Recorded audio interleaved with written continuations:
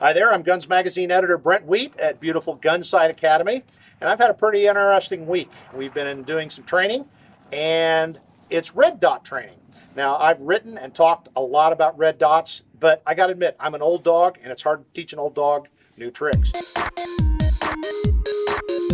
I'm with Jim Langley, and I'm with Chris Curry, one of the range masters here at Gunsight. And Jim and I were talking, and he said the same thing that I'd been thinking, which was it's harder for us old guys to transition over to the red dot. After being in this class, it bears it out that younger people or less experienced shooters tend to just pick it up and go for it, but it's harder for us guys. So talk a little bit about that and your experiences. I think you're right. I've shot iron sight pistols for a long time, and I see a lot more red dots. They seem to have a real place.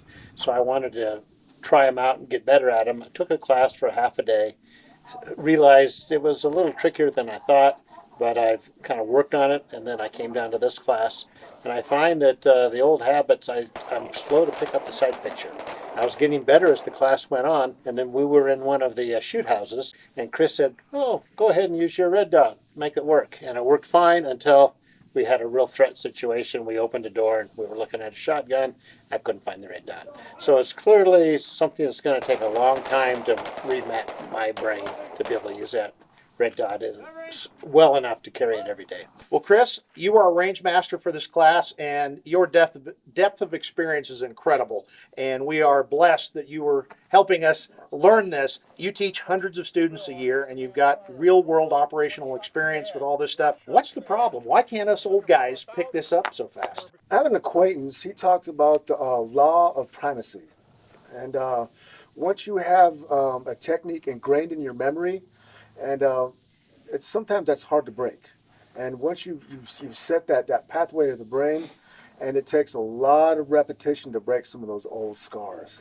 So the guys that we've made pistol presentations hundreds of thousands of times, we've got to overcome that a little bit. And your presentation is going to change a little bit too from the red dot.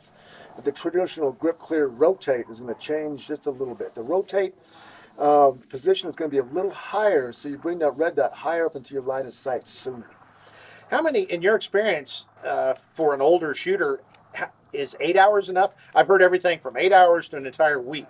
I just recently went to the red dot on my pistol because I have to because of my eyesight. Exactly. And I did at least 500 presentations before I even shot the gun.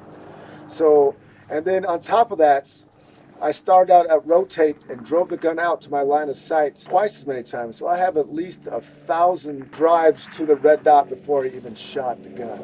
You know, Chris, what you were just saying, as an old dog, the muscle memory of presentation, which has got to be rewired a little bit, and also shot recovery. I noticed my recoil recovery is a little slower with the red dot than it is with the irons. And both of those, I think, goes back to the fact that I've shot for so long in a different way. Yeah. And now that I've got to modify those things a little bit, it's going to take a bit. Well, that's the problem that I find is the recoil management because, you know, we were sitting here talking that, you know, it's kind of like fire the shot and you're chasing. I end up chasing the dot all over the target. Yes, that's very common. It's like a spring. You take a spring and it just dances all around. It's the same thing with red dot. So you can't overgrip. You got to find that good. I want to call it a medium grip, but that good maybe 95%, not all one, not the crush grip, the red dot. Yeah. I found out it dances around too much. So you got to find that medium grip. That's another interesting point because the Mossberg that we were shooting in this event had co-witnessed dot to this, and I would when I would get all that red dot shake, I would just go back to the iron sights because, and I was thinking, now is this a good crutch for the transition, or is this going to hold me back? I wasn't even sure. It's a good question. But I enjoyed it. I got something on that too. I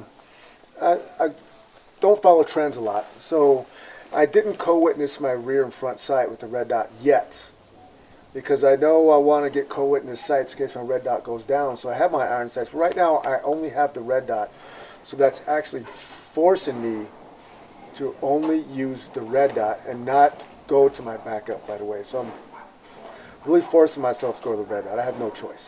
That makes complete sense. Complete sense because, again, I end up chasing it all over the place. And really that's, I think, the big difference. Maybe it's pretty obvious, but with a long gun, your recoil impulse tends not to be quite as dramatic, but with the Yes. pistol, you know, just by the nature of things, it's all over the place. And like I said, I have the biggest problem when I lose that dot. If I can bring the gun up and the dot's there, usually I can go to work.